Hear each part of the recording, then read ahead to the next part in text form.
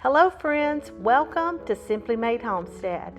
Today I'm making a simple chicken and cabbage casserole using a couple of leftover chicken breasts and some fresh cabbage from the garden. Nothing fancy, just real food made from scratch with what we already have. And if you're wanting to cook more from scratch without feeling overwhelmed, I do have a free guide called Learn How to Cook from Scratch Without Doing It All at Once. I'll share more about it later, and you'll find the link in the description box below. But for now, let's get started. Now the chicken breasts I've just shredded up. I let them get room temperature because they were in the fridge. So I let them get room temperature because it's much easier to shred it. Shredded it up nice and in little bits. However you do it, you can cut it into small chunks if you want, however you want to do it. Now I'm slicing my cabbage nice and thin and just mixing it up in with the chicken in the pan. Now this is where I would change this recipe right here. Once I got it baked, the cabbage was a little crispier than I would have liked. I like a nice crunch, but it was a little bit too much. So I would recommend taking the cabbage, once you get it all chopped up, put it into some boiling water, salty boiling water, and boil it for about 5 minutes, drain, and then add it to the chicken. And it comes out much better like that. Little more to my preference. So you have an option here. This is one of the good things about cooking from scratch. You can test, you can do it however you think is best, what you'll like, and then make the changes along the way. Cooking from scratch, it can be terrifying a bit in the beginning if you've never done it, but once you start getting these little methods, it makes all the difference in the world. One of the reasons I chopped up this cabbage and added it right in there, and I'm not boiling it, was because I thought, well, we like a little crunch and I don't want to dirty up another bowl. I don't have a dishwasher, and I just feel like I'm washing dishes all day long because I like to preserve things out of the garden. I like homemade everything. We have a farm stand out front with lots of baked goods, and then I just feel like I'm always cooking and having a whole lot of dishes to wash. So that was my reasoning. All right, so I'm just mixing it all around really, really well. And the next thing we are going to do is make a bechamel. Now, bechamel is French for white sauce. And once you learn the technique of creating a bechamel, which is super easy, sounds fancy just because it's French, then once you learn how to make a bechamel, this is just a white sauce. It's your base for homemade macaroni and cheese. You can use it as a base for sausage gravy, for casseroles, and all kind of things like that.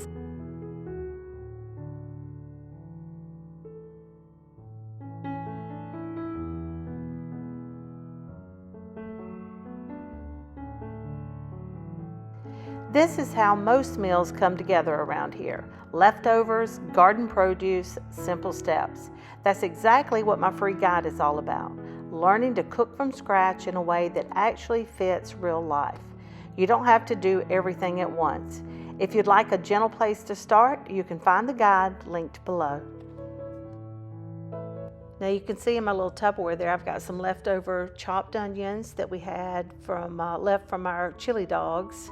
My husband had made chili the other day and we had a little bit left, so we made chili dogs last night to finish it off, and little onions on top. So I'm going to use leftovers out of the fridge and then cut up the other half of onion that I had left to add to the mix, so I'll have lots of onion in there for extra flavor. All right, so I'm just adding all the onions in there. We're going to stir them around. My oven cooks kind of hot. The stovetop does, and plus the cast iron really distributes heat well. So I started out at medium. I'm going to turn it down just a little bit. So just move yours around to the temperature that keeps it from cooking. You don't want it to cook too hot, but you want it to have a nice simmer going so you can get those onions cooked up without taking forever. Now in our bechamel today, our bechamel plus with added onions, I guess, we're adding some cayenne, a little nutmeg. We're just going to add a pinch of each of those, some salt and pepper to taste. We'll add flour and some milk. And we're going to add about a cup of cheddar cheese. You could use whatever kind of cheese you like. You don't have to use cheese at all. All right, so the onions are really coming along there. You see they're kind of changing color. They're looking really good there. So we're going to get a 1/4 cup of flour. And just add it to the mix there. And then we're going to mix it all around really, really well. We want to get the onions, the flour and the butter worked in together, the onions well coated. And then we want to, once we get it well blended, then we need to let it cook for a couple of minutes to make sure we cook the flour. Flour is raw and we want to cook it to get out that floury kind of taste and just to incorporate in with the butter and the onions. Now while the flour is cooking, you want to be sure and give it a little stir, not constantly but frequently, to keep the flour from browning. You want it to, like I said, it's a white sauce, so we want to keep the flour white, but we do want it to cook. Okay, so once the onions or the flour has cooked for a couple of minutes, give it a good stir, mix it all around. And here I added 3 cups of whole milk because that casserole dish, I was worried that it might not hold more than that. And it did come out a little thicker than I like. Typically my normal bechamel recipe is with, here it is guys, get your pen and paper, 4 tablespoons of butter, 1/4 cup of flour, 4 cups of milk, of whole milk. You can use 1%, 2%, whatever kind of milk that you prefer.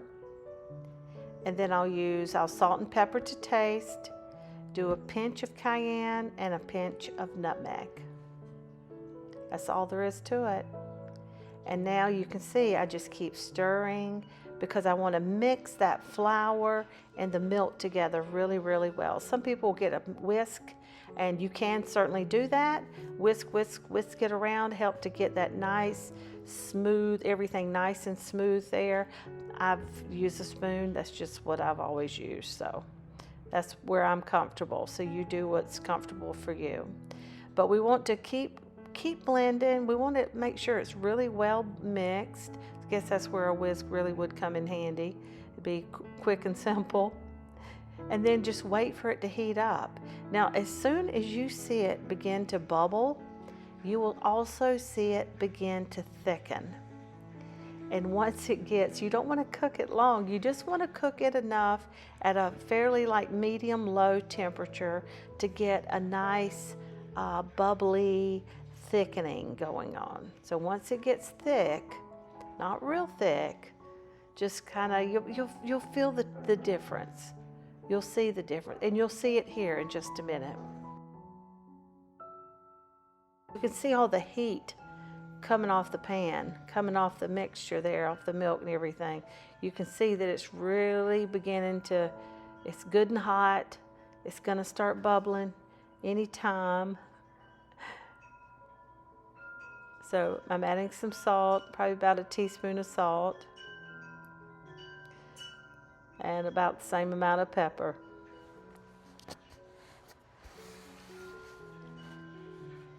Start getting everything blended in together. After watching this video, it makes me want to use a whisk. But then that would be something else to wash, so I don't know, I probably won't. Now you see how thick it's beginning to get? You can tell just me stirring it around there, how it's just not as liquidy as it was before. Nice big pinch of cayenne for us. Nice pinch of nutmeg. It's just something about cayenne and nutmeg in a white sauce. It just adds so much flavor, and it is delicious. I know it sounds weird. When I learned how to make this, it sounded weird to me, but I do it every single time, regardless to what dish that I'm making. And people love my macaroni and cheese. They love the white sauce. It is just really, really good, y'all. So in goes the cheese. We are almost where we need to be to add it to the casserole dish. Adding the cheese is the very last thing. Look how thick it is. Do you see how nice and thick that is? Oh, so yummy and good. All right, well, it is ready to go on the casserole. And if this cast iron skillet wasn't so big and so heavy, and I wasn't having a little trouble with my hands and my wrist, I would pick it up and pour it over the top of this casserole. But since that's not the case, and it is really heavy, I am going to spoon it over there as much as I can. And I'll probably make a whole lot less of a mess this way too. So that's all we're doing. We're going to spoon it right over the top of the casserole. I mean, doesn't it look delicious already? So, so good.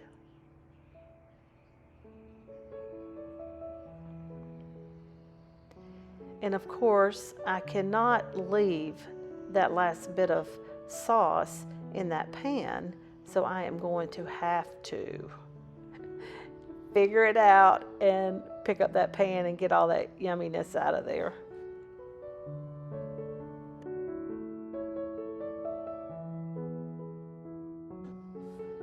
Well, you can't see what's going on over there too well, but there it is. I managed. We got it all out there, just spreading it around a little bit. Now, the next part, for some reason, I did not show how to make it, and I do apologize, but I took a bowl, a glass bowl. I melted 1 stick of butter and used salted, unsalted. I prefer salted butter, but you use whatever you like. I crushed up 2 sticks of Ritz crackers and then just blended it in with the butter, mixed it all around so the Ritz crackers are well coated. And we're just gonna spread it right over the top of this casserole.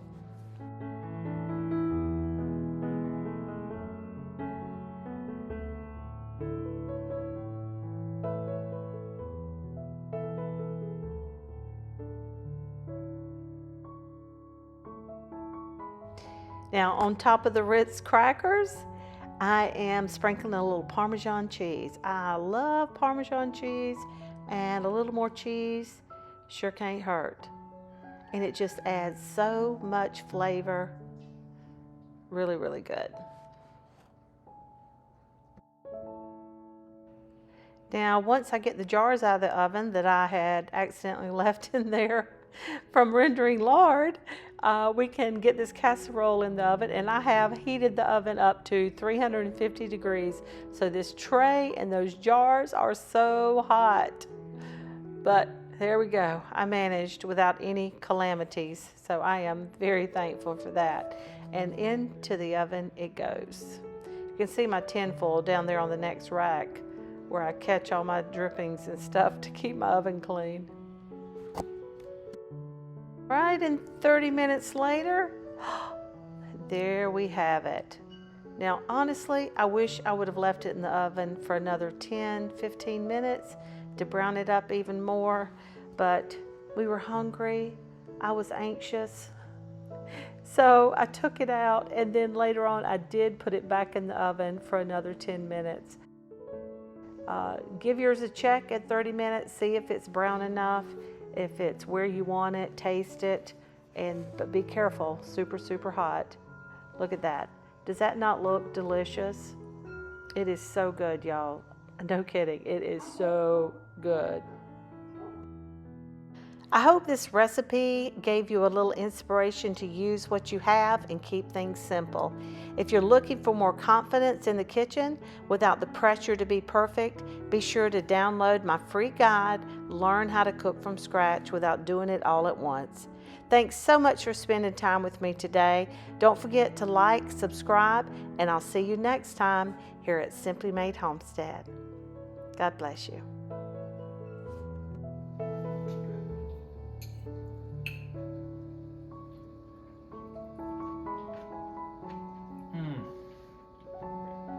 You like it?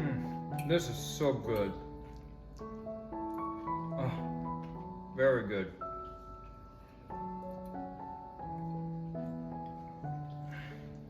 Can I get a thumbs up?